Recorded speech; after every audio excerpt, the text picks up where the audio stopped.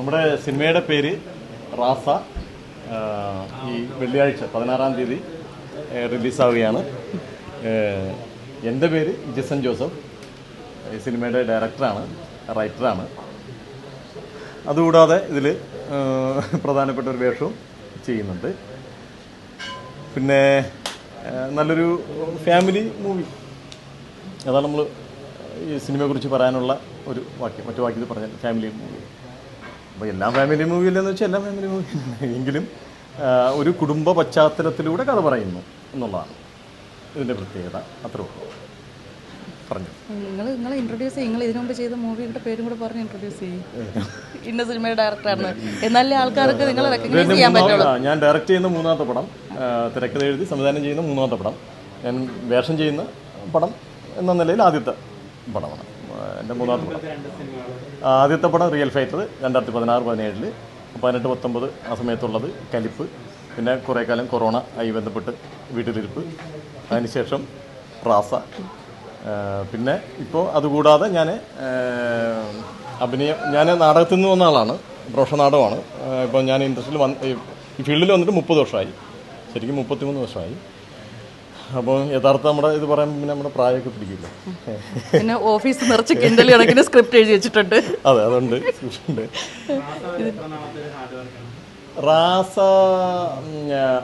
റാസയിൽ അധികം hard work എന്ന് പറയാൻ പറ്റില്ല. കാരണം വേറൊന്നുമില്ല, ബിസ്ക്കറ്റ് 999 എന്ന് പറഞ്ഞ സിനിമ തുടങ്ങാനിരിക്കുന്ന സമയത്താണ്, അതായത് 2 വർഷം മുന്നേ.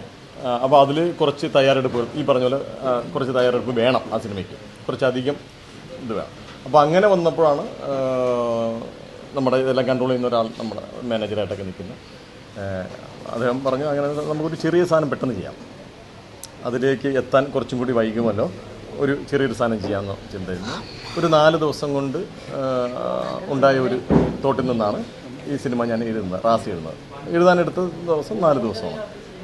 ബാക്കി ഞാനിപ്പോൾ ചെയ്തു വെച്ചിരിക്കുന്ന സ്ക്രിപ്റ്റൊക്കെ ഒരുപാട് സ്റ്റഡി ചെയ്തു ഒക്കെ 1 വർഷം കൊണ്ട് തീർത്ത സ്ക്രിപ്റ്റുണ്ട്, 6 മാസം കൊണ്ട് തീർത്ത ഒക്കെ ഉണ്ട്. പക്ഷേ ഇതൊരു 4 ദിവസം എടുത്തുള്ളൂ. അപ്പോൾ ഇതിപ്പം എഴുതി ഇപ്പോൾ റിലീസിലേക്ക് എത്തുന്നത് വരെയുള്ള ഡ്യൂറേഷൻ എന്ന് പറയുമ്പോൾ 2 വർഷമാണ്. ഇപ്പോൾ 1.5 വർഷത്തിന് മുകളിലായി പടത്തിൻ്റെ ഷൂട്ടും അതിന് അനുബന്ധ ബാക്കി കാര്യങ്ങളും എല്ലാം ചെയ്തു വരുന്നു, ജോലികളെല്ലാം ചെയ്ത് ഇപ്പോൾ റിലീസിലേക്ക് എത്തുന്നത്. അപ്പോൾ 2 വർഷം മുമ്പാണ്. പക്ഷേ ഇതിൻ്റെ സബ്ജക്റ്റ് അന്ന് ഞാൻ ഈ പറഞ്ഞതുപോലെ 4 ദിവസം കൊണ്ട് എഴുതി. പക്ഷേ അതിൻ്റെ ഒരു വിഷയം MDMA ആണ്. MDMA മീൻസ് ലഹരിയാണ്. ലഹരിയിലേക്കാണ് നമ്മൾ പ്ലാൻ ചെയ്തത്. അപ്പോൾ ഞാൻ അന്ന് ചെയ്തത്. അപ്പം MDMA എന്നുള്ള ഇതിലേക്കാണ് അത് വരുന്നത്. പക്ഷേ സിനിമ ഇപ്പോൾ റിലീസാകുന്ന സമയത്ത് നമ്മുടെ ചുറ്റും MDMAയുടെ വിഷയങ്ങൾ അനുദിനം നമ്മൾ കേട്ടുകൊണ്ടിരിക്കുന്ന ഒരു അവസ്ഥയിലേക്ക് എത്തി. പക്ഷേ കറക്റ്റ് റിലീസ് ചെയ്യേണ്ട സമയം ഇത് തന്നെയാണല്ലേ? അതെ, യാദൃച്ഛികമായിട്ട് ആണ്. അന്നാണ് അത് ചെയ്തു വെച്ചെങ്കിലും ഇപ്പം അത് കറക്റ്റ് റിലീസ് ചെയ്യേണ്ട സമയം ഇപ്പോഴാണ്. അതെ അതെ. കാരണം ഇപ്പോൾ എവിടെ നോക്കിക്കഴിഞ്ഞാലും ലഹരി, എവിടെ നോക്കിക്കഴിഞ്ഞാലും എവിടെയാണ് ഡെയിലി അറസ്റ്റുകൾ, അതുകൊണ്ടുണ്ടാകുന്ന ബുദ്ധിമുട്ടുകൾ.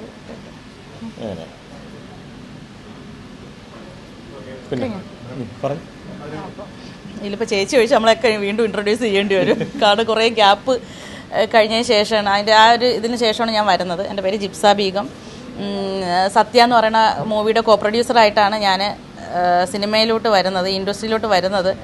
അതിന് മുൻപ് മുന്നറിയിപ്പ് എന്ന് പറയുന്ന മമ്മൂക്ക മൂവിയിൽ ഞാനൊരു ചെറിയ വേഷം ചെയ്തിരുന്നു. അത് സിനിമാ നടി ആവണമെന്നുള്ള ഉദ്ദേശത്തിലൊന്നുമില്ല, അതൊരു യാദൃശ്ചികമായിട്ടുള്ളൊരു വരവായിരുന്നു. മുന്നറിയിപ്പ് എന്ന് പറയുന്ന സിനിമയിൽ അന്ന് അതിനെക്കുറിച്ചിട്ടോ അല്ലെങ്കിൽ ഈ ഒരു ഫീൽഡിലോട്ട് വരുമെന്നോ അങ്ങനെയൊന്നുമില്ല, അതൊരു കോയിൻസിഡൻസ് മാത്രമായിരുന്നു അത്. അപ്പോൾ ഞാൻ വിചാരിച്ചു ഇത് ഭയങ്കര ഈസി ആയിരിക്കുമെന്ന്. പക്ഷേ അങ്ങനെയല്ലായിരുന്നു. ഞാൻ 2015 ഒരു വർഷമൊക്കെ സിനിമയ്ക്ക് വേണ്ടിയിട്ട് അലഞ്ഞിരിഞ്ഞൊക്കെ നടന്നപ്പോഴത്തേക്കും രക്ഷയില്ല. ഒന്നേ നമുക്ക് ആരെങ്കിലും സപ്പോർട്ട് ചെയ്യാൻ വേണം, അല്ലെങ്കിൽ ഒരു ഗോഡ് ഫാദർ വേണം, അങ്ങനെയൊക്കെ ഇരുന്നുകൊണ്ട് അതില്ല. അതിനുശേഷമാണ് ഞാൻ നോക്കിയപ്പോൾ ഓക്കെ, ഫിലിം ഫീൽഡിൽ അത്യാവശ്യം എല്ലാവരുടെ മുമ്പിലും വിലയും നിലയുള്ളത്. അപ്പോൾ ഞാനൊരു ബിസിനസ് എൻ്റർപ്രണറാണ്. അപ്പോൾ അതുകൊണ്ട് ഓക്കെ അങ്ങനെ ചെയ്യാമെന്ന് വിചാരിച്ചിട്ടാണ് ഞാൻ അങ്ങനെ ആ ഒരു ലെവലിൽ കൂടിയാണ് വന്നത്. അതിനുശേഷം ഒരു 10-25ഓളം മൂവീസ് ചെയ്തു. റോസാപ്പൂ, ബിജു മേനൻ ചേട്ടൻ തൊട്ട് ഒരു 149ഓളം ആർട്ടിസ്റ്റുകളുള്ള മൂവിയിൽ സെക്കൻഡ് ഹീറോയിനായിട്ടുള്ള വേഷമായിരുന്നു അതിൽ ചെയ്തത്. പക്ഷേ ഇതുവരെ ചെയ്തതിൽ വെച്ച് എനിക്ക് തോന്നുന്നു കുറച്ചുകൂടെ ലെങ്തി ക്യാരക്ടർ ഈ മൂവിയിലാണ്. അപ്പോൾ കുറച്ചുകൂടെ സ്ക്രീൻ പ്രസൻസ് ഉള്ളത്. അപ്പോൾ അതിലൊരു എന്നോട് സംസാരിക്കുമ്പോൾ സെക്കൻഡ് ഹീറോയിനായിട്ട് നമുക്ക് പറയുന്നുണ്ടെങ്കിൽ അവർ പറയുന്നുണ്ട്, കാരണം നിങ്ങളുടെ പേര് മാത്രമല്ല ഇല്ല എന്നൊരു പേര് മാത്രമായിരിക്കും കൂടുതൽ വരുന്നത്, സീൻസ് കുറവായിരിക്കും, കാരണം അതിന് ആ പേരിന് വേണം അവിടെ പ്രാധാന്യമുള്ളത്.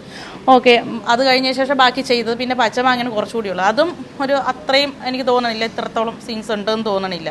അപ്പോൾ ഇത് സിനിമയുടെ ലെങ്ത് കാരണം കുറച്ച് എവിടെയെങ്കിലും കട്ടായി പോയിട്ടുണ്ടെങ്കിലേ ഉണ്ടാവുള്ളൂ. പക്ഷേ ഇപ്പം എനിക്കൊന്ന് എൻ്റെ ക്യാരക്ടറും അല്ലേ എൻ്റെ ക്യാരക്ടറും മറ്റേ പുള്ളിക്കാരുടെ ക്യാരക്ടറും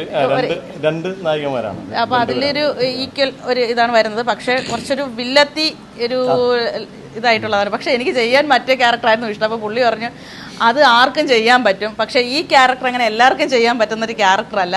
പിന്നെ മാത്രമല്ല പുള്ളി എൻ്റെ ഒരു ഫിസിക്ക് വെച്ചിട്ടും പിന്നെ എൻ്റെ ഒരു ബോഡി ലാംഗ്വേജ് ആണെങ്കിലും അതെല്ലാം എൻ്റെ ഒരു കുറച്ചുകൂടെ റഫായിട്ടുള്ളതും എന്നാൽ കുറച്ച് സോഫ്റ്റ് ആയിരിക്കണം. അങ്ങനെ പുള്ളി പറയുന്ന സമയത്ത് ഞാൻ ചോദിച്ചാൽ എന്തുകൊണ്ട് എന്നെ സെലക്ട് ചെയ്തു എന്ന് ചോദിച്ചാൽ പുള്ളി കുറേ കാര്യങ്ങൾ പറഞ്ഞിട്ടുണ്ടായിരുന്നു. അപ്പോൾ ഞാൻ കുറച്ചുകൂടെ കഴിഞ്ഞാൽ അത് സ്പോയിലറായിപ്പോൾ. അതുകൊണ്ടാണ് ഞാൻ പിന്നെ അന്ന് റിലീസൊക്കെ ആയി കുറച്ച് കഴിഞ്ഞിട്ടാണെങ്കിൽ കുഴപ്പമില്ല. ഇങ്ങനെ പരിമിതിയിൽ എനിക്കറിയില്ല പുള്ളിക്ക് എന്തൊക്കെ പറയണം, സിനിമേനെക്കുറിച്ച് എന്തൊക്കെ പറഞ്ഞിട്ടുണ്ടെന്ന് എനിക്കറിയത്തില്ല. ഞാൻ പറഞ്ഞാൽ അത് അധികമായി പോകുന്നത് അതുകൊണ്ടാണ്. അപ്പോൾ ഈ സിനിമയിലോട്ട് എത്തുന്നത് പുള്ളിയെ എനിക്കൊരു വർഷങ്ങൾക്ക് മുമ്പേ മൂപ്പരെ അറിയാമെങ്കിലും ജസ്റ്റ് ഒരു ഫംഗ്ഷന് വെച്ച് പരിചയപ്പെട്ടു എന്നല്ലാതെ അതിനുശേഷം ഒരു ഹൈ ബൈയോ യാതൊരു ബന്ധവും ഇല്ല. പെട്ടെന്നാണ് ഒരു ദിവസം എന്നെ വിളിച്ചിട്ട് ഇങ്ങനെ ഒരു സംഭവം ഉണ്ട്, നിങ്ങൾക്ക് ചെയ്യാവോ എന്ന് ചോദിച്ചപ്പോഴത്തേക്ക് ഞാനും അന്തം വിട്ടു. കാരണം ഫിലിം ഫീൽഡിൽ ഒരുപാട് നല്ല ഫ്രണ്ട്ഷിപ്പുകളുണ്ട്. അവരുടെ ആരുടെയും സിനിമകളിലൊന്നും എനിക്കൊരു ചാൻസും കിട്ടിയിട്ടില്ല. ഒരു 2016 ഞാൻ വന്ന സമയത്ത് സത്യ ചാൻസ്, മൈ ഗ്രേറ്റ് ഗ്രാൻഡ് ഫാദർ തൊട്ട് ഒരു 10-25ഓളം സിനിമകൾ ഞാൻ ബാക്ക് ടു ബാക്ക് ചെയ്തു. പക്ഷെ അതൊന്നും എനിക്ക് അങ്ങനെ ഒരു ചെയ്യാനായിട്ട് എന്തെങ്കിലും ഉള്ള ക്യാരക്ടറൊന്നും അല്ലായിരുന്നു. എല്ലാം കാസ്റ്റിംഗ് കഴിഞ്ഞിട്ടായിരിക്കും ഞാൻ അവരെയൊക്കെ വിളിക്കുന്നതോ അല്ലെങ്കിൽ എൻ്റെ അടുത്തൊക്കെ എത്തുന്നത്, ഈ റോസാപ്പൂ അല്ലെങ്കിൽ പച്ചമാങ്ങയൊക്കെ ഒഴിച്ചിട്ട്. അപ്പം ഇതിപ്പോൾ സ്റ്റാർട്ടിങ് സ്റ്റേജിൽ തന്നെ എൻ്റെ അടുത്തോട്ട് എത്തിയപ്പോൾ എനിക്ക് ഭയങ്കരമായിട്ട് തോന്നി. പിന്നെ ഞാൻ കുറച്ച് ഗ്യാപ്പായിട്ട് നിൽക്കുന്ന സമയം, കാരണം ഞാൻ ഈ ജോലിക്ക് കയറിയിട്ടുണ്ടായിരുന്നു ശ്രീലങ്കയിൽ ഗാളിൽ.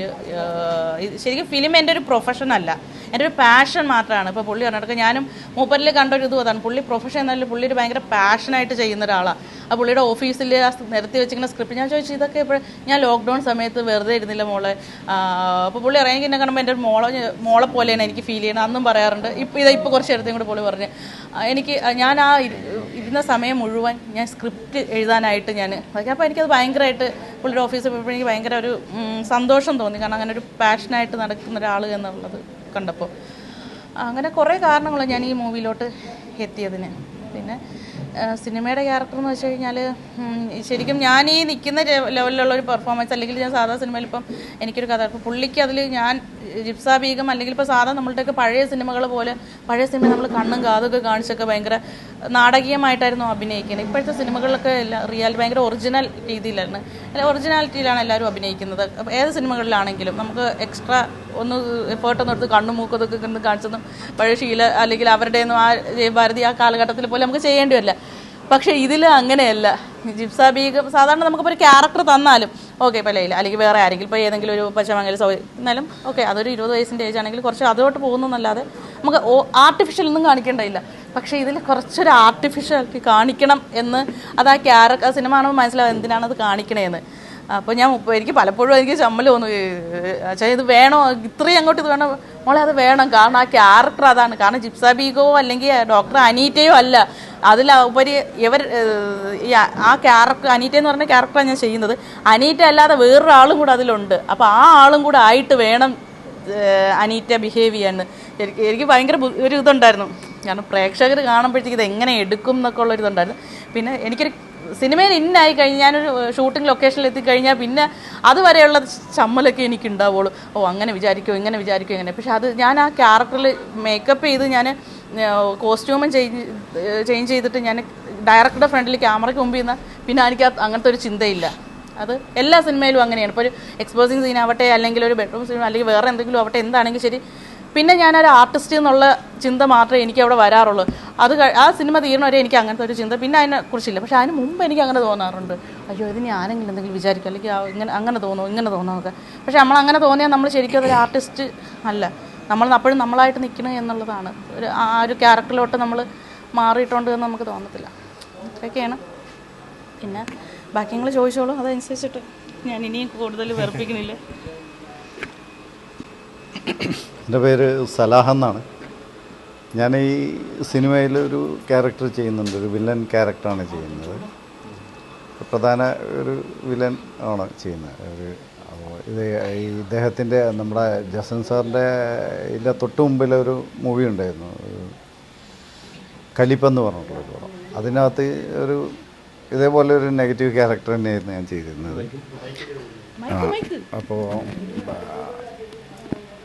ഒരു സഹീർ ഖാൻ എന്ന് പറഞ്ഞൊരു, എൻ്റെ ക്യാരക്ടറിൻ്റെ പേര് സഹീർ ഖാൻ എന്നാണ്. ഇവിടുത്തെ ഈ മാഫിയ തലവന ഒരു ക്യാരക്ടർ, നമ്മുടെ MDMA സപ്ലൈ ചെയ്യുന്ന ഒരു ക്യാരക്ടറാണ്.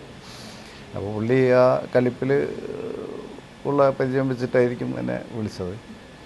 ഇതിനു മുമ്പായിട്ട് ഞാൻ കുറേ പടങ്ങൾ ചെയ്തിട്ടുണ്ട്, പഴയ കുറേ പടങ്ങൾ വില്ലൻ ആയിട്ടൊക്കെ കുറേ ഷാജി സാറിൻ്റെ പടങ്ങളും അതുപോലെ കുറേ പടങ്ങൾ ചെയ്തിട്ടുണ്ടായിരുന്നു.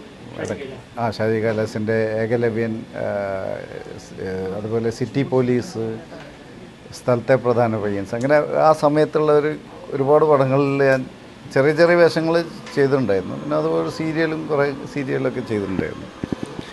ഇപ്പോൾ കുറച്ച് ഒരു ഗ്യാപ്പിന് ശേഷം ഞാൻ ഈ ചെയ്യുന്ന 2 പടങ്ങളാണ്. പിന്നെ മമ്മൂക്കയുടെ വേഷത്തിലൊരു ചെയ്തിട്ടുണ്ട്, അതുപോലെ തസ്കര വീരൻ അതിലൊരു സ്മഗ്ലറായിട്ട് ഇങ്ങനെ ചെയ്തിട്ടുണ്ട്. പിന്നെ ലാലേട്ടൻ്റെ കൂടെയും വർക്ക് ചെയ്തിട്ടുണ്ട്, യോദ്ധ, അതുപോലെ താണ്ഡവം എന്ന് പറഞ്ഞ പടത്തിൽ ചെയ്യുന്നുണ്ട്. അങ്ങനെ കുറേ ചെറിയ വേഷങ്ങളൊക്കെ ചെയ്തിട്ടുണ്ടായിരുന്നു. സീരിയലിൽ ഒരുപാട് ചെയ്തിട്ടുണ്ടായിരുന്നു. അത് ചെയ്യുന്നുണ്ട്. ഇപ്പോൾ ലാസ്റ്റ് ഒരു പേര് ഞാൻ മറന്നു, ഒരു സീരിയൽ ഞാൻ കുറച്ച് ചെയ്തിട്ടുണ്ട്. അത് സി കേരള, അതിൻ്റെ പേര് ഞാൻ മറന്നു, കുറച്ച് നീണ്ട പേരാണ്. അത് ചെയ്തിട്ട് ഒരു 5-8 മാസമായി, 8 മാസം കൊണ്ട് ചെയ്തു. പിന്നെ മനോരമ വിഷൻ്റെ സീക്രട്ട് എന്ന് പറഞ്ഞിട്ടൊരു സീരിയലുണ്ടായിരുന്നു, അതിലൊരു പ്രധാന ക്യാരക്ടർ തന്നെയായിരുന്നു. പിന്നെ അതുപോലെ സ്ത്രീ, പിന്നെ ഇവരുടെ ഒരു അമൃത വിഷൻ്റെ ഒരു സീരിയലുണ്ടായിരുന്നു ജാഗ്രത. അതിലവരെ 2 സ്റ്റോറിയിലും ഞാൻ ഒക്കെ വില്ലൻ ടൈപ്പ് ക്യാരക്ടേഴ്സായിരുന്നു ഞാൻ ചെയ്തിരുന്നത്. ഒക്കെ നല്ല വേഷങ്ങളായിരുന്നു. പിന്നെ നമുക്ക് ബിസിനസ്സുണ്ട്, ട്രാവൽ ഏജൻസി റിക്രൂട്ട്മെൻറ്റൊക്കെ ഉണ്ട് പുറത്തേക്കുള്ള, പല സമയത്ത് പല ഭാഗത്തായിരിക്കാൻ. അപ്പോൾ അതുകൊണ്ട് കണ്ടിന്യൂ ചെയ്യാൻ പറ്റാറില്ല, ഈ ഫീൽഡിൽ നിൽക്കാൻ പറ്റാത്ത ഒരു പ്രശ്നങ്ങളുണ്ടായിരുന്നു. അതൊക്കെയാണ് ചെയ്തത്. പിന്നെ ഡയറക്ടർ പുള്ളിയാണെങ്കിൽ പുള്ളി ഇതിനകത്ത് നന്നായിട്ട് പെർഫോം ചെയ്തിട്ടുണ്ട് പുള്ളി ഈ സിനിമ. പുതിയൊരു നടൻ ഈ സിനിമയിൽ മലയാള സിനിമയിലോട്ട് വരുന്നതാണ് ഞാൻ വിശ്വസിക്കുന്നത്. നന്നായിട്ട് പുള്ളിക്ക് ഉള്ള നല്ല ബാക്ക്ഗ്രൗണ്ട് ഉണ്ടെന്ന് തോന്നുന്നു അല്ലേ? ഈ നാടകത്തിലൊക്കെ ആയിട്ട് കുറേ നാടകങ്ങളൊക്കെ ചെയ്തിട്ടുണ്ട്.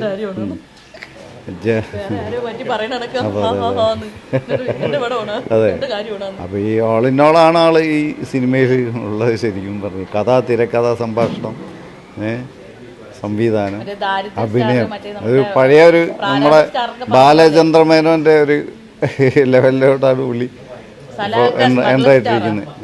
അതെ,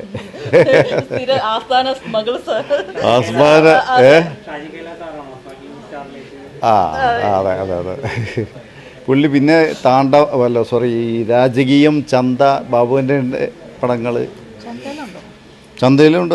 ചന്തയിൽ ആ കോച്ചിന് വിഷം കൊടുക്കുന്നു, അങ്ങനത്തെ ക്രൂരകൃത്യങ്ങളൊക്കെ ചെയ്യുന്ന പടത്തിൽ ആയി കാണും. ഫസ്റ്റ് ഞാൻ ഗോഡ് ഫാദറിലാണ് എൻ്റെ മുഖം കാണിച്ച ഫസ്റ്റ് സീന് വരുന്നില്ല, ജഗദീശൻ്റെ മുകേഷ്. അതെ, അന്ന് പുള്ളിക്ക് 55 വയസ്സേ ഉള്ളൂ നമ്മുടെ ഡയറക്ടർക്ക് അന്ന്, അല്ലേ? ഇല്ല 35 അത്രയൊക്കെ ഉള്ളൂ. പിന്നെ എന്നോട് ഇഷ്ടം കൂടാന്ന് പറഞ്ഞ് കമൽ സാറിൻ്റെ ഒരു പടം, അതിലൊരു ക്യാരക്ടർ വേഷം ചെയ്യുന്ന നമ്മുടെ ചക്രവർത്തി, തെലുങ്കിയുടെ, പുള്ളിയുടെ ഓപ്പോസിറ്റ് വില്ലനായിട്ട് ജോൺ വർഗീസ് എന്ന് പറഞ്ഞൊരു ക്യാരക്ടർ ചെയ്തിട്ടുണ്ട്. പിന്നെ ഞാൻ കുറേ ഗ്യാപ്പായി വേറെ വഴിക്കൊക്കെ തിരിഞ്ഞു.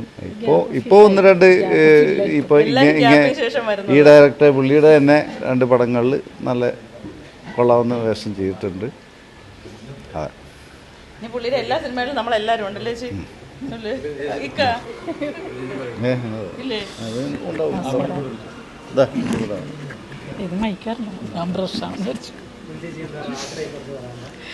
റാസിയെക്കുറിച്ച് എനിക്ക് നല്ല അഭിപ്രായമാണ് ഇതുവരെ ഉള്ളത്. റിലീസിന് മുമ്പ് അതറിയില്ല, റിലീസായാലും പടം മൊത്തം കാണത്തില്ല. അങ്ങനെയൊന്നും അഭിപ്രായം മാറ്റേണ്ടി വരത്തില്ല. നല്ലൊരു ഒത്തിരി വലിയ ആർട്ടിസ്റ്റും ഇതൊന്നും ഇല്ലാന്നുണ്ടെങ്കിൽ നല്ലൊരു പടം ഫാമിലിയായിട്ട് നമുക്ക് കാണാൻ പറ്റിയൊരു ചിത്രമാണ്. ഞാനടുത്ത് ചെയ്തിരിക്കുന്നതാണെങ്കിലും നായകൻ്റെ അമ്മ, നായകൻ്റെ അമ്മ,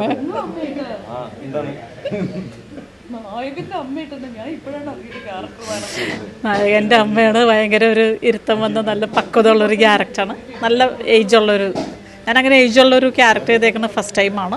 പണ്ടൊരിക്കൽ നമ്മൾ ഈ ഹോം സിനിമ എന്നും പറഞ്ഞുകൊണ്ട് മലപ്പുറം ഏരിയയിൽ ഒത്തിരി പടങ്ങൾ കണ്ടു. അപ്പോൾ ഒരു മുസ്ലിം ക്യാരക്ടർ ചെയ്തിട്ടുണ്ട്, നല്ല ഏജുള്ള കാതലൊക്കെ ഇട്ട് മുസ്ലിം ക്യാരക്ടർ. അതിന് ശേഷം ഞാൻ ചെയ്തിരിക്കുന്നത് ഈ ഒരു ക്യാരക്ടറാണ്. ഇത്രയും പക്വതയിൽ എനിക്ക് ചെയ്യാൻ പറ്റുമെന്നൊരു സംശയം ഉണ്ടായിരുന്നു. പക്ഷേ ഏതോ ചെയ്യാൻ പറ്റി. ഡയറക്ടറിൻ്റെ ഒരു സഹായം കൂടി അതിനകത്തുണ്ട്. നമ്മൾ നടക്കുന്നതും ഇരിക്കുന്നതിനൊക്കെ ഒരു പ്രത്യേക ഒരു ഇതൊക്കെ ഉണ്ടായിരുന്നു. അങ്ങനെ ആ ഒരു ക്യാരക്ടർ ചെയ്തു. നല്ലൊരു ക്യാരക്ടറാണ് ചെയ്തിരിക്കുന്നത്.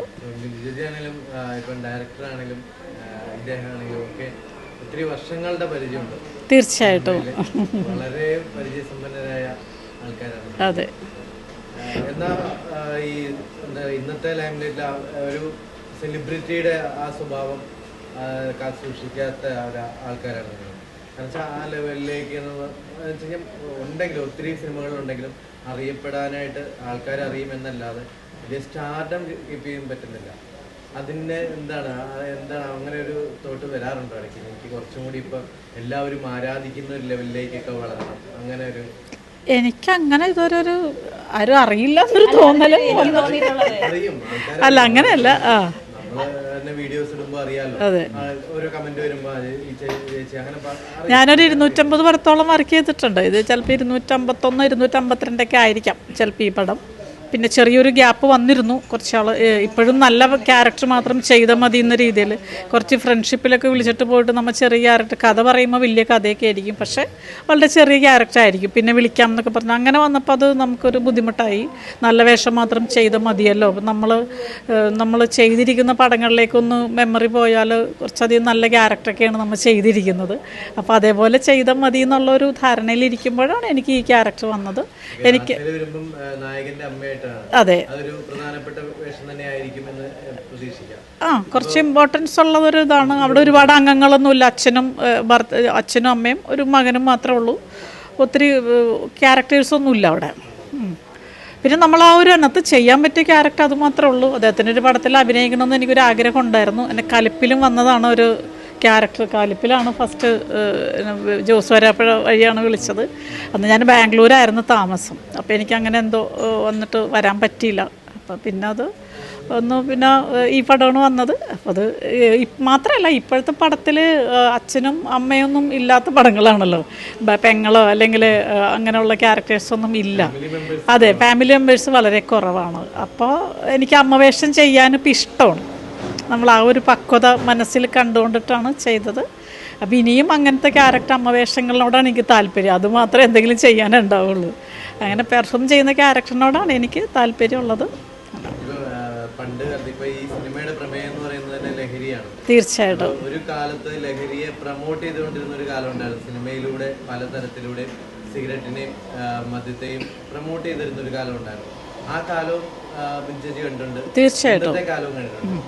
ആ ഒരു എക്സ്പീരിയൻസ് എങ്ങനെയാണ്? കാരണം വെച്ച് കഴിഞ്ഞാൽ അന്നത്തെ ലൊക്കേഷനുകളും ഇന്നത്തെ ലൊക്കേഷനുകളും ഞാനിപ്പോൾ ഒരുപാട് പടം ഇപ്പോൾ ഈ അടുത്ത് ചെയ്തിട്ടില്ല. ഇപ്പോൾ ചെയ്യാൻ പോകുന്നേ ഉള്ളൂ. പണ്ട് കാലത്തെന്ന് വെച്ചാൽ നമുക്കൊരു കമ്മ്യൂണിറ്റി കൂടുതലായിരുന്നു.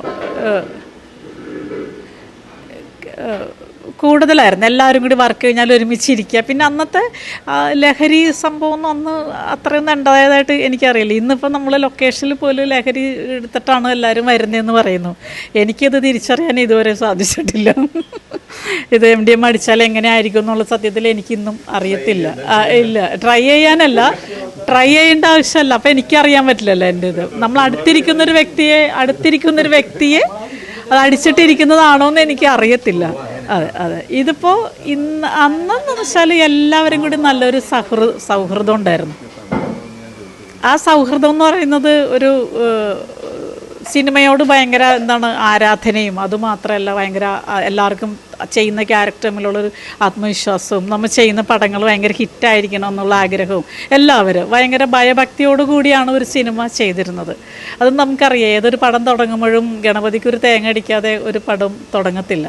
അതവിടെ എന്തെങ്കിലും ഒരു അപാകത കണ്ടു കഴിഞ്ഞാൽ അന്നത്തെ ആ ദിവസം അത് പോക്കാണ്.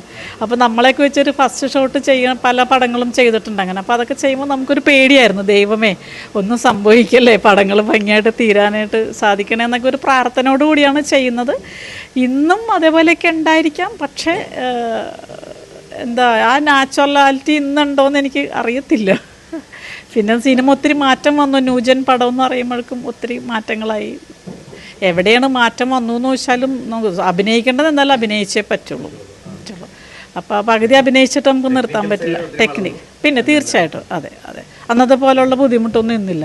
അന്നിപ്പോൾ ഒരു ഡേ എഫക്റ്റ് എടുക്കുകയാണെങ്കിൽ ആ സമയത്തിന് മുമ്പ് എടുത്തില്ലെങ്കിൽ പിന്നെ എടുക്കാൻ പറ്റത്തില്ല. അപ്പോൾ അത്രയും ധൃതി പിടിച്ചിട്ടായിരിക്കുമല്ലോ ഓരോ ഷോട്ടുകളൊക്കെ നമ്മൾ ചെയ്യുന്നത്. ഡയറക്ടറോട് ചോദിക്കാതിരിക്കാൻ ഇല്ലാത്തൊരു ചോദ്യമാണ്.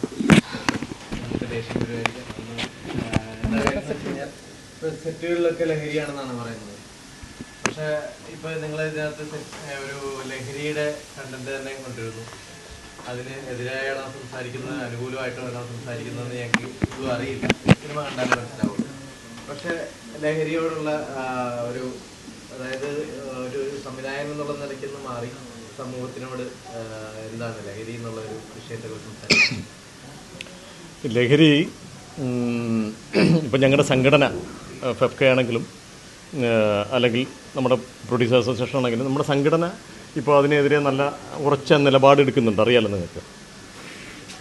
അപ്പോൾ അത് ഒരു വശത്തേക്ക് നിൽക്കുന്നു. നിലപാടുകൾ എന്താണെന്ന് നിങ്ങൾക്കറിയാം. ഒരു കാരണവശാലും നമ്മുടെ സെറ്റുകളിൽ ലഹരി ഉപയോഗം ഒരു രീതിയിൽ നമ്മൾ അനുവദിക്കില്ല എന്നുള്ളത് തന്നെയാണ് നമ്മൾ വെച്ചിരിക്കുന്നത്. അത് ആ സൈഡിൽ നിൽക്കുന്നു. ഞാൻ പറയുന്നത് ലഹരി എന്ന് പറയുന്നത് ഈ MDMA അതുപോലെ സിന്തറ്റിക് ആയിട്ടുള്ള കാര്യമാണല്ലോ നമ്മളിപ്പം ഉദ്ദേശിച്ചത്. പക്ഷെ ഞാൻ പറയുന്നു ലഹരി ഒരു മനുഷ്യന് വേണം. അത് ഈ സിന്തറ്റിക് ലഹരിയല്ല, അല്ലെങ്കിൽ MDMA ലഹരിയല്ല. ഒരു മനുഷ്യനെ വളർച്ചയ്ക്ക് ഉതകുന്നത് ലഹരിയാണ്. അത് ഏത് തരത്തിലും ആകാം, അല്ലേ? പ്രണയം എന്ന് പറയുന്നൊരു ലഹരിയാണ്. അപ്പോൾ നമ്മൾ പ്രണയിക്കുക എന്ന് പറയുന്ന ലഹരിയാണ്. അപ്പോൾ അങ്ങനെ ഏത് തരത്തിലെങ്കിലും ഒരു ലഹരി ഒരു മനുഷ്യന് ഉപയോഗിക്കും. അപ്പോൾ അതിൽ ഒന്നാണ് ഈ MDMA പോലുള്ള ലഹരി ഉപയോഗിക്കുന്നത് എന്നാണ് ഞാൻ മനസ്സിലാക്കുന്നത്. ഇന്നത്തെ തലമുറ ആണ് ഇത് ചെയ്യുന്നു എന്ന് പറയുമ്പോൾ നമ്മൾ മനസ്സിലാക്കേണ്ടത് ഇന്ന് സോഷ്യൽ മീഡിയ അധികം ഉള്ളത് കൊണ്ടാണ് ഈ പറയുന്ന ലഹരിയെക്കുറിച്ചൊക്കെ പുറത്തേക്ക് ഒരുപാട് വരുന്നത്. ഈ സിനിമ എന്നുണ്ടായോ, നമ്മുടെ മലയാള സിനിമ ആയിക്കോട്ടെ അല്ലെങ്കിൽ ലോക സിനിമ ആയിക്കോട്ടെ, എന്നുണ്ടായോ അല്ലെങ്കിൽ മറ്റ് മേഖല സിനിമ പോലെ തന്നെ സിനിമ വ്യവസായം എന്നാണ് പറയുന്നത്, അല്ലേ? നമ്മൾ സിനിമ വ്യവസായമാണ്. അപ്പോൾ വ്യവസായം സിനിമ പോലെ തന്നെ ഇവിടെ ദൂരം വ്യവസായങ്ങളുണ്ട്. ഈ വ്യവസായങ്ങളിലും എല്ലാ ലഹരി ഉപയോഗിക്കുന്നവരുണ്ട്, എല്ലായിടത്തും ഉണ്ട്. പിന്നെ ഈ സിനിമയ്ക്കകത്ത് മാത്രം ലഹരിയെക്കുറിച്ച് നമ്മൾ ചർച്ച ചെയ്യുന്നത് എന്തുകൊണ്ടാണ്?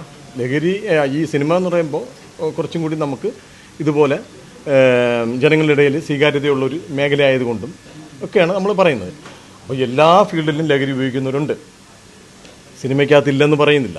പക്ഷെ നമ്മളൊരു കാര്യം മനസ്സിലാക്കേണ്ടത് ഈ ലഹരി, ഈ സിന്തറ്റിക് ആയിക്കോട്ടെ MDMA ആയിക്കോട്ടെ, ലഹരി നമ്മൾ ഉപയോഗിച്ചു കഴിഞ്ഞാൽ നമുക്ക് ദോഷമുണ്ടാക്കുമെന്ന് തിരിച്ചറിവുണ്ടെങ്കിൽ, നമ്മുടെ ശരീരത്തിനെ നശിപ്പിക്കുമെന്ന് തിരിച്ചറിവുണ്ടെങ്കിൽ, നമ്മുടെ ഉള്ളിലെ കോശങ്ങളെ നശിപ്പിക്കുമെന്ന് തിരിച്ചറിവുണ്ടെങ്കിൽ ആ ആളത് ഉപയോഗിക്കില്ല. നല്ല പക്വതയും ബോധവും ഉള്ളവരാണ് ഇപ്പോൾ യൂസ് ചെയ്യുന്നത്. അല്ല, അത് പറയാൻ പറ്റില്ല. അതെങ്ങനെ പക്വതയും ബോധം എന്ന് എങ്ങനെ പറയും? അവന് പക്വതയും ബോധം ഇല്ലാത്തതുകൊണ്ടാണ് യൂസ് ചെയ്യുന്നത്. കാരണം അയാൾക്ക് നല്ല ഒരു ക്രിയേറ്റിവിറ്റി ഉണ്ട്. അതിൽ നല്ലൊരു ഡയറക്ടറായിരിക്കും, അല്ലെങ്കിൽ നല്ലൊരു ആർട്ടിസ്റ്റ് ആയിരിക്കും. ആൾ നല്ലൊരു ആർട്ടിസ്റ്റാണ്, നല്ല ഡയറക്ടറാണ് എന്ന് ആൾക്ക് ബോധമുണ്ടെങ്കിൽ അയാൾ ഇത് ഉപയോഗിക്കും. പക്ഷെ അവരൊക്കെ ഈ ഉപയോഗിക്കുന്നവരുടെ ഇതേപോലെ ക്വസ്റ്റ്യൻ ചോദിച്ചപ്പോഴത്തേക്ക് അവർ പല ഇതുപോലെ മീഡിയാസിന്റെ മുമ്പിൽ എന്ന് പറഞ്ഞിട്ടുള്ളത് അവർക്ക് ഇതുപോലെ ഇത് ഉപയോഗിക്കുമ്പോഴേ കുറച്ചുകൂടെ ക്രിയേറ്റിവിറ്റി ഉണ്ടാവുന്നതാണ് പറയുന്നത്. അതെങ്ങനെയാണ്? അത് ഒരിക്കലും അത് ഞാൻ അംഗീകരിക്കില്ല. കാരണം ഞാൻ പലരും പറയുന്നത് ശരിക്കും അങ്ങനെയാണ്. അതൊക്കെ യൂസ് ചെയ്യുമ്പോഴാണ് അവർക്ക് കുറച്ചുകൂടി, എനിക്കറിയത്തില്ല, കാരണം സ്വബോധം ഇല്ലാതെ എങ്ങനെയാണ് അവർക്ക് കുറച്ചുകൂടി ഉണ്ടാവണേന്ന് ഞാൻ പറയാം. ഞാൻ 10-30 വർഷം 26 വർഷം സ്റ്റേജിൽ നിന്ന ആളാണ്. ടോട്ടൽ 10-33 വർഷത്തിൽ 26 വർഷം സ്റ്റേജിൽ നിന്ന ആളാണ്. ആർട്ടിസ്റ്റായിട്ട് അഭിനയിക്കാൻ നിന്ന ആളാണ്. ഈ 26 വർഷം ഞാൻ ഒരു തുള്ളി മദ്യം കഴിച്ചിട്ട് സ്റ്റേജിൽ നിന്നിട്ടില്ല. എന്നാൽ നിന്ന നടന്മാരില്ലേ എന്ന് ചോദിച്ചാലുണ്ട്. മനസ്സിലല്ലേ? നിന്ന നടന്മാരുണ്ടായിരിക്കാം എന്ന് കരുതി ഞാൻ നിൽക്കണമെന്നുണ്ടോ? ഇല്ല. അപ്പം ഞാനാണ് തീരുമാനിക്കുന്നത് ഞാൻ എങ്ങനെ ജീവിക്കണം, എങ്ങനെ നിൽക്കണമെന്ന് ഞാൻ തീരുമാനിക്കണം. അപ്പോൾ ഈ സിന്തറ്റിക് ആയിട്ടുള്ള ലഹരി മദ്യം പോലെ അല്ല. അല്ലെങ്കിൽ പുകവലിച്ചിട്ട് ഒരു സിഗരറ്റ് ഒരു ദിവസം ഒരു വ്യക്തി വലിച്ചാൽ അവനൊരു കുഴപ്പമുണ്ടാവില്ല. അതേ ഒരു ദിവസം നമ്മൾ 7-8 സിഗരറ്റ് ഒന്നിച്ച് വലിക്കുന്ന ഒരു വ്യക്തിക്ക് കുഴപ്പമുണ്ടാവുള്ളൂ. ഒരു സിഗരറ്റ് വലിച്ചോ, എന്താണ് കുഴപ്പം? ഇന്ന് ഒരു സിഗരറ്റ് വലിക്കണമെന്നല്ല ഞാൻ പറഞ്ഞത്. പക്ഷേ ഒരു കുഴപ്പമില്ല. മദ്യം ഒരു ബെക്കോ 2 ബെക്കോ കഴിച്ചോ, ദിവസവും കഴിച്ചോ, അയാൾക്ക് ഒരു സിറസും ഉണ്ടാവില്ല. പക്ഷേ അത് നിരന്തരം ഒരു കുപ്പി ഒന്നാകെ കഴിക്കുമ്പോഴാണ് കുഴപ്പമുണ്ടാകുക. പക്ഷെ അതുപോലല്ല MDMA പോലുള്ള കാര്യങ്ങൾ.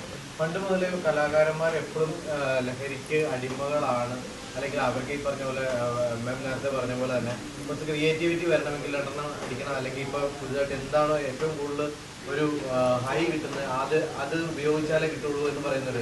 അത് ഒരു കലാകാരനുള്ളതിലേക്ക് അങ്ങനെ എന്തെങ്കിലും ഫീൽ ചെയ്തിട്ടുണ്ടോ? എനിക്കൊരു രണ്ടെണ്ണം അടിച്ചു കഴിഞ്ഞാൽ എഴുതാനും അതുപോലെ ഇപ്പോൾ എഴുതുന്ന ആളും കൂടിയാണല്ലോ. ഞാൻ 2006 ഒരു വർക്ക് ചെയ്യുന്ന സമയത്ത്, അന്ന് ഷോർട്ട് സിനിമകളുള്ള സമയം ചെയ്യുന്ന സമയത്ത് പിറ്റേ ദിവസം രാവിലെ മുണ്ടക്കയത്ത് ഷൂട്ട്, അതിൻ്റെ ക്ലൈമാക്സ് എഴുതിയിട്ടില്ല.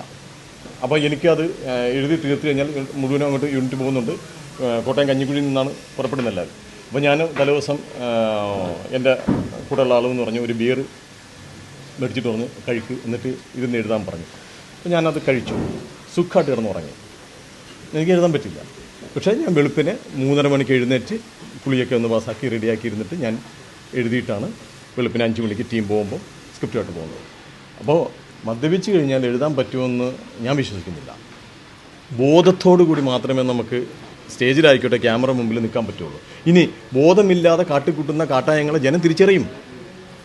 അല്ലാതെ അതൊന്നും റിയലായിട്ടുള്ള ഒരു അഭിനയമല്ല, റിയലായിട്ടുള്ള ഒരു സ്ക്രിപ്റ്റും അല്ല എന്നാണ് ഞാൻ വിശ്വസിക്കുന്നത്. പിന്നെ ഇതിലൊക്കെ ഉപരി അതിന് എന്തോ ആയിക്കോട്ടെ, ഇനിയിപ്പോൾ അവൻ MDMA കഴിച്ചിട്ടായിക്കോട്ടെ, മറ്റെന്തെങ്കിലും ഇപ്പോൾ എന്തൊക്കെയോ പേരില്ലേ, അതൊക്കെ കഴിച്ചിട്ടായിക്കോട്ടെ, അവൻ എന്തോ പേക്കൂത്ത് കാണിച്ചോട്ടെ. പക്ഷേ ഒരു കാര്യം, ആ വ്യക്തി എത്ര വർഷം കൂടി ഇവിടെ ഉണ്ടാവും, ഈ ഭൂമിയിലുണ്ടാവും? അത് ഓർക്കുന്നില്ലല്ലോ.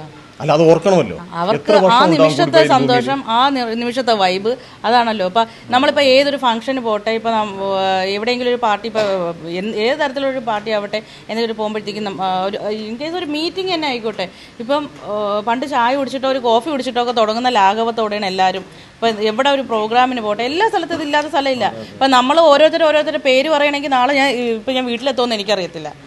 ആ ഒരു അവസ്ഥയാണ് ഇപ്പോൾ പോയിക്കൊണ്ടിരിക്കുന്നത്. ഇപ്പോൾ നമ്മളത് യൂസ് ചെയ്യുന്നില്ല എന്ന് പറയുമ്പോൾ, ഞാൻ ഡ്രിങ്ക്സ് സ്റ്റഫ് ഇങ്ങനത്തെ യാതൊരു സാധനവും, അത് എനിക്ക് മൈഗ്രെയിൻ ഉള്ളതുകൊണ്ട് തൊട്ടടുത്തിരുന്നിട്ട് ഒരാൾ സിഗരറ്റ് വലിച്ചു കഴിഞ്ഞാൽ എനിക്ക് തലവേദന എടുക്കും.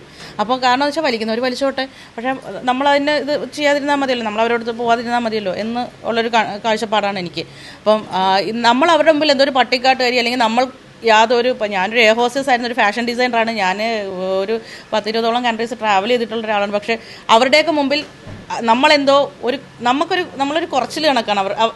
അവരുടെ മുമ്പിലേ എവിടെ നിന്ന് പറഞ്ഞൊരു പട്ടിക്കാരി എന്നുള്ളൊരു ആറ്റിറ്റ്യൂഡാണ്. അപ്പം എനിക്ക് എൻ്റെ പ്രായത്തിൻ്റെ ഇരട്ടിയായിട്ടുള്ള പക്വത എനിക്കുണ്ടെന്ന് എനിക്കറിയാം. കാരണം ഞാൻ ചെയ്യുന്ന കാര്യങ്ങളാണെങ്കിൽ, ഞാൻ ചെയ്തിട്ടുള്ളതാണെങ്കിലും എൻ്റെ ലൈഫ് ഞാൻ ഒറ്റയ്ക്ക് സ്ട്രഗിൾ ചെയ്ത് ഇവിടം വരെ കൊണ്ടുവന്നിട്ടുള്ളത് എനിക്ക് നന്നായിട്ട് അറിയാവുന്ന കാര്യമാണ്. അപ്പം എൻ്റെ ലഹരി എന്ന് പറഞ്ഞാൽ എൻ്റെ മോളും എൻ്റെ ഫാമിലിയാണ്. കാരണം എൻ്റെ ഫ്യൂച്ചർ എന്നാണ് എൻ്റെ മുമ്പിലുള്ള എൻ്റെ ലഹരി. കാരണം ഞാൻ മാക്സിമം അപ്പോൾ നമുക്കൊരു സമൂഹത്തിലൊരു നിലവിലേക്ക് കിട്ടുക, അല്ലെങ്കിൽ നമുക്ക് ഒരു നല്ലൊരു എൻ്റർപ്രണർ ആവുക, അല്ലെങ്കിൽ നമ്മളൊരു സംരംഭകയാകുക, ഇതൊക്കെയാണ് എന്നെ സംബന്ധിച്ചിടത്തോളം. നമ്മളെ മൈൻഡിനെ നമ്മൾ എങ്ങനെ സെറ്റ് ചെയ്ത് വയ്ക്കുന്നു. പക്ഷേ ഞാനിപ്പോൾ ഒരു 10 പേരിൽ ഞാനൊരു 9 ബാക്കിയുള്ളവരുണ്ടെങ്കിൽ അതിൽ ഞാൻ ഒരാളായിരിക്കും അതിൽ യൂസ് ചെയ്യാതുള്ളത് മിക്ക സ്ഥലങ്ങളിലും. ഇതിപ്പോൾ കണ്ടുകൊണ്ടിരിക്കുന്ന അതിലൊക്കെ പലരും കണ്ടുകൊണ്ടിരിക്കണമെങ്കിൽ അവർക്ക് അറിയാൻ പറ്റുന്ന കാര്യമുള്ളൂ. എല്ലാവരും പറയും കൂട്ടുകാർ കാരണമൊന്നും ആരും ഒന്നും ആവത്തില്ല. നമ്മൾ സ്വയം വിചാരിച്ചിട്ടാണ്. ഇപ്പം ചെറുതിൽ എൻ്റെ കല്യാണം കഴിച്ചു, എൻ്റെ ഡിവോഴ്സായി, ഞാൻ ഒറ്റയ്ക്ക് കഴിഞ്ഞ് 10 വർഷമായിട്ട് ജീവിക്കുന്ന ഒരാളാണ്. അങ്ങനെ 17-ാമത്തെ വയസ്സിൽ എൻ്റെ കല്യാണം കഴിഞ്ഞ് 17-ാമത്തെ വയസ്സ് കഴിയുമ്പോൾ എനിക്കും എൻ്റെ മോള് കൂടെ ഉണ്ട്. 18-ാമത്തെ വയസ്സൊട്ട് അവൾ എൻ്റെ കൂടെ ഉണ്ട്. അന്ന് തൊട്ട് ഇന്ന് വരെ ഞാൻ ഏവിയേഷന് പഠിക്കാൻ പോകുമ്പോൾ 6 മാസമുള്ള കുഞ്ഞും ഞാൻ ഒറ്റയ്ക്കാണ് താമസിക്കുന്നത്. അതേപോലെ ഞാൻ ഓരോ സ്ഥലത്ത്, ഇപ്പോൾ കൊച്ചിയിലാണെങ്കിലും ഞാനൊരു 8-9 വർഷമായിട്ട് ഇവിടെ ഉണ്ട്. എല്ലാ സ്ഥലത്തും ഞാൻ ഒറ്റയ്ക്കാണ് താമസിക്കുന്നത്. ഞാൻ ഇത്രയും ആൾക്കാരുടെ ഇടയിൽ, ഈ കണ്ട ആൾക്കാരുടെ, ഞാൻ വീട്ടിനുള്ളിൽ 4 ചുമരിനുള്ളിൽ ഇരിക്കുന്ന ഒരാളല്ല. ഞാൻ ഇത്രയും ട്രാവലുണ്ട്. പക്ഷേ ഞാൻ പോകുന്ന സ്ഥലങ്ങളിലും വരുന്ന സ്ഥലങ്ങളിലും ഞാൻ നിൽക്കുന്ന പോകുന്ന എല്ലാ സ്ഥലത്തും ഉണ്ട്. പക്ഷേ അന്ന് തൊട്ട് ഇന്ന് വരെ ഞാനത് യൂസ് ചെയ്യാത്ത, കാരണം എനിക്ക് എന്നെ പറ്റിയൊരു ബോധമാണ്. ഞാൻ ആരാണ്, ഞാൻ എന്താണ്, ഞാൻ എവിടെ നിന്ന് വന്നതാണ്, എനിക്കിനി എൻ്റെ നാളെ എന്താണെന്ന് എനിക്കൊരു അടുത്തൊരു കാരണം ഒരു 10 വർഷത്തിന് മുമ്പേ ഞാൻ എന്തായിരിക്കണം എന്നുള്ളൊരു ബോധം എനിക്കുണ്ടായിരുന്നു. അതിൻ്റെ ഇടയിൽ ഇപ്പോൾ ജോലി വന്നു, കൊറോണ വന്നു, പല കാര്യങ്ങൾ വന്നു, ഇത് വന്നെങ്കിലും ഞാൻ പിന്നെ അവിടെ നോക്കിയിരിക്കാറില്ല അടുത്തത് എന്ത്. കാരണം എൻ്റെ മൈൻഡ് എപ്പോഴും നല്ല ഷാർപ്പായിരിക്കണം എന്ന് ചിന്തിക്കുന്ന ഒരാളാണ്. അപ്പോൾ ഇങ്ങനെയൊക്കെ നമ്മൾ 2 രീതിയിൽ ചിന്തിക്കാം. ഇതൊക്കെ യൂസ് ചെയ്തിട്ട് ക്രിയേറ്റിവിറ്റി വരുവോളൊന്നും അല്ലെങ്കിൽ ഇതാവുമെന്ന് ചിന്തിക്കുന്നവരും, അല്ലാതെ ഇപ്പം ഞാൻ ചിന്തിക്കും പോലെ ചിന്തിക്കുന്നവരും ഒരുപാട് പേരുണ്ട്. അപ്പോൾ എല്ലാം അതെ അതെ സിനിമയിലേക്ക് കടന്നു വരാനുള്ള അത് ശരിക്കും പണ്ട് മുതലേ ആ സിനിമയോടുള്ള സ്നേഹം കൊണ്ട് സിനിമയോട് എൻട്രിക്ക് വേണ്ടിയിട്ട് സ്വയം നിർമ്മിച്ച ഒരു പൊസിഷനാണ്. ഞാൻ ഫണ്ടറായിരുന്നു. ഞാൻ എനിക്ക് തോന്നുന്നു ഒരു 17-18 വയസ്സ് തൊട്ട് ഞാൻ പറഞ്ഞല്ലോ, ഞാൻ ഒരു ലൈഫ് എന്ന് പറഞ്ഞത് ശരിക്കും എല്ലാവരും ഇന്നിപ്പോൾ ഭയങ്കര ക്യൂട്ട്നെസ് കാണിച്ചു തുടങ്ങുന്ന സമയത്ത് എനിക്ക് പ്രാരാബ്ദങ്ങൾ എൻ്റെ തലയിലോട്ട് വന്ന് വീണത്. അതും ഞാൻ ദാരിദ്ര്യത്തിൽ ജനിച്ച ഒരാളല്ല. എൻ്റെ ഫാമിലിക്ക് ഒരു ദാരിദ്ര്യം, എല്ലാവരും പറയും പോലെ ദാരിദ്ര്യം പറഞ്ഞ് മെഴുകേണ്ട ആവശ്യം എനിക്കില്ല. ഇപ്പോഴും എൻ്റെ ഫാമിലി അതൊക്കെ അത്രയും വെൽ സെറ്റിൽഡ് ആണ്, വെൽ റെപ്യൂട്ടഡ് ആയിട്ടുള്ളൊരു ഫാമിലിയാണ്. ഒരു 33 years ആയിട്ട് എൻ്റെ മമ്മി ഡാഡി അനിയത്തിമാരെല്ലാം അവരൊക്കെ പഠിച്ചതും ജനിച്ചതും വാങ്ങും എല്ലാം ദുബൈയിലാണ്. ഇപ്പോഴും അവരവിടെ സെറ്റിൽഡുമാണ്. അപ്പോൾ അന്നത്തെ സമയത്ത് പിന്നെ ഒരു മുസ്ലിം എന്നുള്ളൊരു ഇതും കൂടെ കൊണ്ട് പെട്ടെന്ന് കെട്ടിച്ചു എന്നുള്ളത് ഉണ്ട്. അപ്പം ആ സമയത്ത് ഞാൻ +2 കഴിയുമ്പോഴാണ് കേട്ടോ. ഞാൻ അതിനുശേഷം ഇപ്പോൾ ഏവിയേഷൻ ആവട്ടെ, ഞാൻ ഫാഷൻ ഡിസൈനിങ് ആചാര്യ കോളേജിൽ നിന്ന് കഴിഞ്ഞത് ആട്ടെ, ഡിഗ്രി ആവട്ടെ, ബാക്കി കംപ്ലീറ്റ് അയട്ട ഫിയട്ട ഉഫ്ത തൊട്ട് പേഴ്സണാലിറ്റി ഡെവലപ്മെൻറ്റ് തൊട്ട് ഞാൻ AutoCAD 2D 3D 3D max complete ഞാൻ ഈ കഴിഞ്ഞ ഒരു 10-20ഓളം ഡിപ്ലോമ കോഴ്സുകൾ ഞാൻ കഴിഞ്ഞിട്ടുണ്ട്. ഞാൻ ഈ പഠിച്ചതെല്ലാം എൻ്റെ കുഞ്ഞിനെയും കൊണ്ട് നടന്നതാണ്. എനിക്ക് എവിടെ വേണമെങ്കിലും എനിക്ക് ആരും എന്നെ കൺട്രോൾ ചെയ്യാനില്ല. എനിക്ക് എങ്ങനെ വേണമെങ്കിലും ഇതാക്കാം, എനിക്ക് എന്തിനു വേണമെങ്കിലും അടിമയാവാം. വേണമെങ്കിൽ അതിന് കുറേ ആ കാരണം ഈ കാരണം മറ്റേ കാരണം എന്ന് പറഞ്ഞിട്ട് എനിക്ക് ചേരുമ്പടി ചേർക്കാൻ കുറേ കാരണങ്ങളും എനിക്ക്. പക്ഷേ അപ്പോഴും എനിക്കൊരു ബോധമുണ്ട്. പക്ഷേ അന്ന് തൊട്ടേ എനിക്ക് ചെറുതിലേ തൊട്ട് തന്നെ എനിക്കൊരു ബിസിനസ് മൈൻഡ് ഉണ്ട്. എല്ലാ കാര്യത്തിലും എനിക്കൊരു ബിസിനസ് മൈൻഡ് ഉണ്ട്. കുഞ്ഞു കാരണം ഒരു ചെറിയ ഒരു 5 സെൻറ്റ് വാങ്ങിക്കുക, അത് എഗ്രിമെൻ്റ് എഴുതുക, അത് സെയിൽ ചെയ്യുക, നമ്മൾ ഇത് ചെയ്യുന്നതിന് മുമ്പേ തന്നെ സെയിൽ ചെയ്യുക, നമ്മുടെ പേരിലോട്ട് രജിസ്റ്റർ ചെയ്യുന്ന മുമ്പ് സെയിൽ ചെയ്യുക, അതിൽ നിന്ന് കിട്ടുന്ന പ്രോഫിറ്റ് കൊണ്ട് വേറൊരു എവിടെയെങ്കിലും ഒരു ടെക്സ്റ്റൈൽസ് ഒരു ജ്വല്ലറിയിൽ ഇൻവെസ്റ്റ് ചെയ്യുക, അതിൻ്റെ പ്രോഫിറ്റ് എടുത്തിട്ട് ഒരു ചിട്ടി അടയ്ക്കുക, ആ ചിട്ടിയിൽ നിന്ന് കിട്ടുന്ന പ്രോഫിറ്റും ഇതിൽ നിന്ന് മാസാമാസത്തെ അത് അടയ്ക്കുക, എന്നിട്ട് അതൊരു 6-7 മാസമാകുമ്പോൾ അത് പിടിച്ചിട്ട് അടുത്ത സ്ഥലത്തോട്ട് ഇൻവെസ്റ്റ് ചെയ്യുക. ഒരു 18 വയസ്സ് തൊട്ട് എനിക്കിങ്ങനെ ഒരു ബിസിനസ് മൈൻഡ് ഉണ്ട്. ഞാൻ ആ സമയത്തൊക്കെ ഏവിയേഷൻ പഠിച്ചുകൊണ്ടിരിക്കുന്നു. ഞാൻ ക്യാമ്പസ് സെലക്ഷനിലാണ് എനിക്ക് ജോലി കിട്ടുന്നത്. എനിക്ക് സ്കോളർഷിപ്പോട് കൂടിയിട്ടാണ് ഞാൻ പഠിച്ചത്. എംഫിൽ ഇൻ്റർനാഷണലിൽ നമ്മുടെ 2000 സ്റ്റുഡൻസിൽ 2 പേർക്ക് കിട്ടുന്നതാണ് ആ സ്കോളർഷിപ്പ്. അതിലൊരാൾ ഞാനായിരുന്നു. അപ്പോൾ എനിക്ക് പകുതി ഫീസ് എനിക്കന്ന് ഉണ്ടായിരുന്നുള്ളൂ. 12,500 രൂപ ഫീസിൽ എനിക്ക് 6,700 സംതിങ് കൊടുത്താൽ മതി. അതേപോലെ തന്നെ പഠിച്ച 6-ാം മാസം ആയ സമയത്ത് എനിക്ക് ക്യാമ്പസ് സെലക്ഷന് അന്ന് എയർ ഇന്ത്യ സാക്സ് വരുന്ന സമയമാണ്, ഇവിടെ ട്രിവാൻഡ്രം ഇൻ്റർനാഷണൽ എയർപോർട്ട് വരുന്ന സമയത്ത്. അപ്പോൾ ഞാൻ ജോലി ഒരു സൈഡിലായിട്ട് ജോലി കൊണ്ടുപോകാം, സൈഡിലായിട്ട് ബിസിനസ് ഉണ്ട്. അപ്പോൾ ഞാൻ ചിന്തിച്ചു, അങ്ങനെയാണെങ്കിൽ ഈ ബിസിനസ് എനിക്ക് എന്തുകൊണ്ട് ഫിലിമിൽ ചെയ്തുകൂടാ? പക്ഷേ അന്ന് എനിക്ക് അവിടെ ഒരു വലിയൊരു നഷ്ടം സംഭവിച്ചില്ലായിരുന്നു എന്നുണ്ടെങ്കിൽ അത്യാവശ്യം അന്ന് ഇപ്പോൾ പ്രൊഡക്ഷൻ കൺട്രോൾ സജി തോമസ് എന്ന് പറഞ്ഞ പുള്ളിയോട് ഞാൻ പറഞ്ഞു, അതുപോലെ വാതുക്കാർ ഞാൻ പറഞ്ഞിട്ടുണ്ട്, എനിക്കിതിൽ തന്നെ നിന്നുകൊണ്ട് ഇനി ഇത് തന്നെ എൻ്റെ പാഷനും എൻ്റെ ബിസിനസ്സും ഒക്കെ ഇതിലാക്കണം, എനിക്ക് നല്ല താല്പര്യം ഉണ്ടായിരുന്നു. നന്നായി ഉള്ള സ്വസ്ഥത സമാധാനം പൈസ ഉണ്ട്, സ്വസ്ഥത സമാധാനം സന്തോഷം ഉള്ളത് കൂടി കളയണം.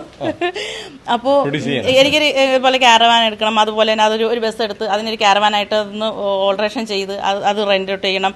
അല്ലെങ്കിൽ അതുപോലെ തന്നെ ഇപ്പോൾ ക്യാമറ അങ്ങനെയുള്ള സാധനങ്ങൾ വാങ്ങിയിട്ട് അങ്ങനെ, കാരണം എൻ്റെ ബിസിനസ് ഇതിലോട്ട് ഇങ്ങനെ കോൺസെൻട്രേറ്റ് ചെയ്ത് പോകണം എന്ന് എനിക്ക് ഭയങ്കര. ഇപ്പോൾ ഒരു 3-4 ദിവസം മുമ്പേ അതിൻ്റെ പ്രൊഡ്യൂസർ എനിക്ക് മെസ്സേജ് അയച്ചിരുന്നു. ഒരു വലിയൊരു കണക്ക് പുള്ളി എനിക്കൊരു മെസ്സേജ് അയച്ചിരുന്നു. കാരണം ഞാൻ നിങ്ങളെ പറ്റിച്ചതോ ഇതാക്കിയതൊന്നും അല്ല, എൻ്റെ ഒരു ഗതികേട് കൊണ്ടാണ്. അന്ന് ഫണ്ടർ ഇപ്പോൾ രാഗം സുനിലേട്ടനായിരുന്നു അതിൻ്റെ വേറൊരു ഫണ്ടർ. കാരണം ഒരു 2,10,00,000 രൂപ സാറ്റലൈറ്റിൻ്റെ പേപ്പർ വെച്ചിട്ടായിരുന്നു എൻ്റെ നിന്ന് അവരന്ന് പൈസ മേടിച്ചത്. ഞാൻ ഗോകുലത്തിൽ നിന്ന് ഞാൻ അത് കാരണം ഞാൻ പറഞ്ഞു സ്റ്റാർട്ടിങ് തൊട്ട് ഞാൻ പറഞ്ഞില്ല, ചിട്ടി അങ്ങനെയൊക്കെയുള്ള കാര്യങ്ങൾ എന്നുള്ളതല്ലാതെ എന്നെ ഒരാളും പുറത്തുനിന്ന് സഹായിക്കുകയോ എൻ്റെ വീട്ടിൽ നിന്ന് ഇതാക്കുകയോ ഒന്നും ചെയ്തില്ല. ഞാൻ സ്വന്തമായിട്ട് അധ്വാനിച്ച് ഞാൻ ജോലി ചെയ്യുന്ന പൈസ കൊണ്ടുപോയിട്ട് ഞാൻ ഇതേപോലെ ഫിനാൻസ് ഇതാക്കിയിട്ടും ഒക്കെയാണ് ഞാൻ ചെയ്തുകൊണ്ടിരുന്നത്. അപ്പോൾ അത് അവിടെ ഒന്ന് ബ്ലോക്കായപ്പോൾ എനിക്ക് ഭയങ്കര, അല്ലെങ്കിൽ ഇന്ന് അത്യാവശ്യം തരക്കേടില്ലാത്ത രീതിയിൽ എൻ്റെ വരുമാനം ബാക്കി കാര്യങ്ങളൊക്കെ ഈ ഫിലിം ഫീൽഡിൽ നിന്ന് തന്നെ ഉണ്ടാകുന്നത്. കാരണം ഞാൻ അഭിനയിച്ചിട്ട് അല്ല, ഞാൻ പറഞ്ഞല്ലോ, ആക്ടിങ് എന്ന് പറഞ്ഞാൽ എൻ്റെ ഒരു പാഷൻ മാത്രമാണ്. അതെൻ്റെ ഒരു പ്രൊഫഷനായിട്ട് ഞാൻ അതിനെ കാണുന്നില്ല. പക്ഷേ അതിൽ നിന്ന് ബിസിനസ് ചെയ്തിട്ട് ഇപ്പോൾ അതുകൊണ്ട് സിനിമ ഇപ്പോൾ അഭിനയം ഇല്ലെന്നിട്ട് ഞാൻ പട്ടിണി കിടക്കാനേ ഇതാക്കാൻ പോകുന്നില്ല. എനിക്ക് 10 കുട്ടികളെ പഠിപ്പിച്ചാൽ ഞാനൊരു ഗസ്റ്റ് ലെക്ചറാണ്. എന്നെ കൊണ്ട് പറ്റുന്ന കാര്യമാണ്. ഞാനൊരു ഫാഷൻ ഡിസൈനറാണ്. ഞാനിപ്പോൾ നല്ലൊരു ഗൗൺ ഡിസൈൻ ചെയ്ത് കൊടുത്താലും എനിക്ക് ഇതാകും. അതുകൊണ്ട് ഇപ്പം ഞാനിപ്പോൾ എന്തെങ്കിലുമൊക്കെ കാര്യങ്ങൾ തുറന്ന് പറയുമ്പോൾ പലരും പറയാറുണ്ട് നിങ്ങളുടെ നിലനിൽപ്പിനെ ബാധിക്കില്ലേന്ന്. കാരണം എനിക്കിപ്പോൾ നിങ്ങളെ എല്ലാവരും ഒറ്റപ്പെടുത്തില്ലെന്ന്. കാരണം ഞാൻ ഇരട്ടയായിട്ടല്ല ഇതിൽ നിൽക്കുന്നത്. അതുകൊണ്ട് എനിക്കൊരു കാര്യവും ഇതുപോലെ തുറന്ന് പറയണതിന് ഒരു ബുദ്ധിമുട്ടുമില്ല. പിന്നെ ഞാൻ ഇതുവരെ ചെയ്ത സിനിമകളിലൊന്നും ആരും ഈ ലഹരി ഉപയോഗിച്ചിട്ട് തന്നെ ബുദ്ധിമുട്ടിച്ചതായിട്ടുള്ളൊരു ഇത് എനിക്കില്ല. എന്ന് വെച്ചാൽ എനിക്കില്ലാന്ന് വെച്ചിട്ടുള്ള മറ്റുള്ളവർക്ക് അതില്ല എന്നുള്ളതല്ല. ഒരുപാട് ഇപ്പം ഈ വിൻസിയൊക്കെ ഇങ്ങനെ പറയുമ്പോഴത്തേക്ക് പുള്ളിക്കാരിക്കൊക്കെ ഭയങ്കര സപ്പോർട്ട് ഞാൻ പോസ്റ്റൊക്കെ ഇട്ടിരുന്നു. പക്ഷേ അവർ പിന്നെ ഡബിൾ സ്റ്റാൻഡ് എടുത്തപ്പോഴത്തേക്കും നമ്മളൊക്കെ ആരായിന്ന് ഞാൻ ചിന്തിച്ചതാ. നമ്മളിപ്പോൾ എന്തെങ്കിലും വേറെ കാര്യം, നമ്മുടെ പെപ്ക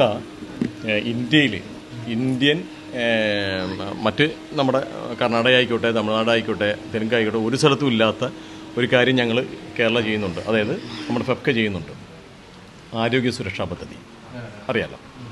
ഞങ്ങൾ എല്ലാ അംഗങ്ങൾക്കും ഞങ്ങളുടെ ഫെഫ്കയിൽ 21 യൂണിയനുണ്ട്.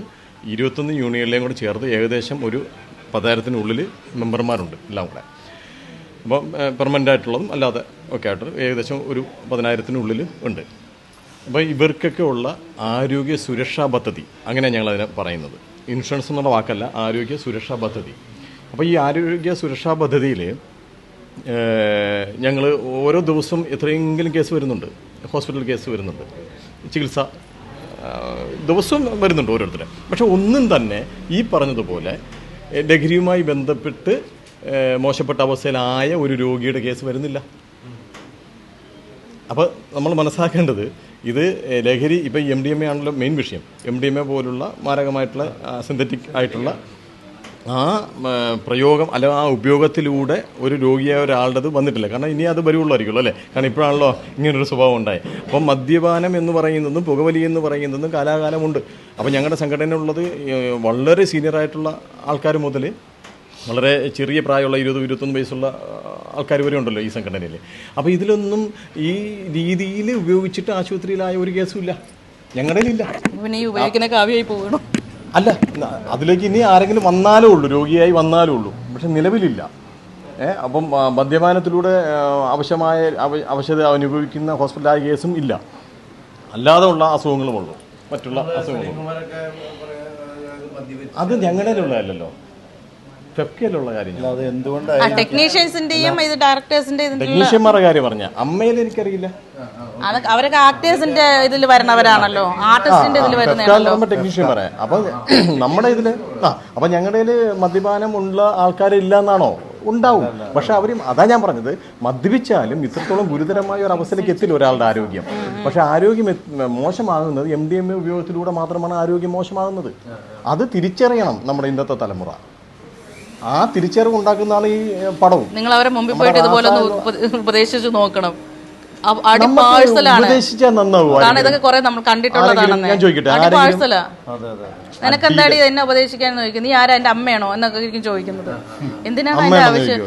നീ എന്റെ അമ്മയാണോ, അല്ലെങ്കിൽ നിന്റെ മോളാണോ ഞാൻ, അല്ലെങ്കിൽ നിന്റെ വേറെ ആരെങ്കിലും ആണോ എന്നായിരിക്കും എടുത്ത വായിക്കാൻ അവർ ചോദിക്കുന്നത്. അങ്ങനെ ആയിരിക്കും. എന്തിനാണ് ആവശ്യമില്ലാത്ത പണിക്ക് പോകുന്നത്? അല്ല, നമ്മൾ ആരെ ഉപദേശിച്ച് നന്നാക്കാൻ നടക്കില്ല. വേറെ ഒന്നും വേണ്ട. ഇപ്പൊ മറൈൻ ഡ്രൈവിൽ എത്രയോ പ്രാവശ്യം ഞാൻ ഇതുപോലെയൊക്കെ ചുമ്മാ എന്റെ യൂട്യൂബിൽ ഞാൻ കാര്യമായിട്ടൊന്നും ഇതാക്കുന്നില്ല. ചുമ്മാ ഈ പോകുന്നതും വരുന്നതൊക്കെ ഇപ്പൊ കുറച്ച് ആളായിട്ട് ഇല്ലാത്തത്, അല്ലെങ്കിൽ ചുമ്മാ ഈ പോകുന്നതും വരുന്നതൊക്കെ ഇങ്ങനെ വീഡിയോ എടുത്തിട്ട് ഞാൻ അതങ്ങനെ എന്റെ യൂട്യൂബിൽ പ്രൊഫഷണൽ ലെവലിലൊന്നും ഇല്ല. അതിൽ എത്രയോ പ്രാവശ്യം ഇതുപോലെ മറൈൻ ഡ്രൈവിലൊക്കെ പോയിരിക്കുന്ന സമയത്ത് കണ്ടിട്ടുണ്ട്. ഓരോരോ കൂട്ടമായിട്ട്. അതുപോലെ തന്നെ കാക്കനാട് ഭാഗത്തൊക്കെ എത്ര പ്രാവശ്യം കണ്ടിട്ടുണ്ട്, എത്രയോ സ്ഥലങ്ങളിൽ കണ്ടിട്ടുണ്ട്. സ്കൂൾ ലെവലിലുണ്ടല്ലോ, എന്റെ യൂട്യൂബിൽ ഇപ്പോഴും അത് കിടക്കുന്നുണ്ട്, വലിച്ചു വിടുന്നത്. എന്താണ് ചെയ്യണേന്ന് മനസ്സിലാവില്ല. അവര് നമ്മളെ എന്ത് ചെയ്യുമെന്നൊന്നും നമുക്ക് പ്രെഡിക്റ്റ് ചെയ്യാൻ പറ്റത്തില്ല. ഞാൻ ചെയ്ത കലിപ്പ് എന്ന് പറഞ്ഞ സിനിമ 19 ആ കലിപ്പ് എന്ന സിനിമയ്ക്കകത്ത് ഒരു സീൻ വരുന്നുണ്ട്. സ്കൂളിലെ കുട്ടിയുടെ ബാഗിനകത്ത് ഇത് ക്യാരി ചെയ്യുന്നതായിട്ട് ആ സിനിമ കണ്ടാലറിയാം. അതിനുശേഷം ഇപ്പോൾ സെയിം ഡേ കഴിഞ്ഞ ദിവസം റിപ്പോർട്ട് ചെയ്യും. ഞാനത് ചെയ്ത് 19-ലാണ്. അതേ അവസ്ഥയാണ് ഇപ്പോൾ ഉണ്ടായത്. ഞാൻ ഈ പടം എഴുതി റെഡിയാകുന്നത് 2 വർഷം മുമ്പാണ്. ഇപ്പോൾ 1.5 വർഷം മേലെയായി നമ്മുടെ റാസയുടെ പണിപോലെ. അപ്പോൾ അന്ന് ഞാൻ എഴുതിയ സംഗതികളാണ് ഇപ്പം നടന്നുകൊണ്ടിരിക്കുന്നത്. ഇപ്പം ഈ ലഹരി എന്ന് പറയുന്ന സംഗതി നമ്മുടെ ഓരോ വ്യക്തിയെയും, ആ വ്യക്തി ഉൾക്കൊള്ളുന്ന കുടുംബത്തെയും അത് ബാധിക്കുമെന്ന് തിരിച്ചറിയുന്നിടത്ത് നമ്മുടെ തലമുറ രക്ഷപ്പെടും.